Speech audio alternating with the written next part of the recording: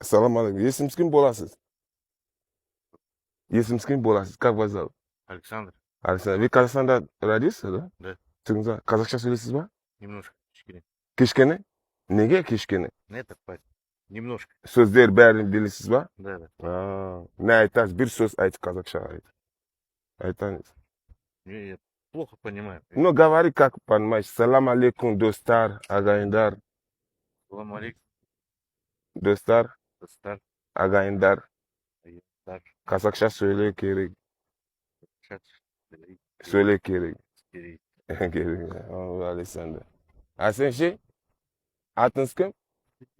Не қалай білмейсің? Ne bilmesin. Не? Ассаламу алейкум айт. Assalamu alaikum. Достар, Dostlar, ағайындар, hayvanlar, барлықтан barlıktan жақсылық casılık, тілеймін. çelebi. Аман болыңыздар. Aman bolunuzlar. Allah, aman bol. Kolun beş. Молодец. Есім кім боласың? Как зовут?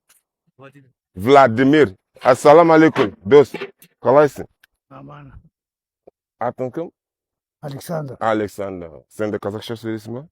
Немножко так. Немножко. Айт бір сөз, кішкене сөз айт. Достар, Dostlar, қалайсыздар? kalaysın dostlar. Жағдайыңыз қалай? Амансың ба? Аман бол. Aman bol. Aman bolunuzlar ағайындар. Sağ болыңыз.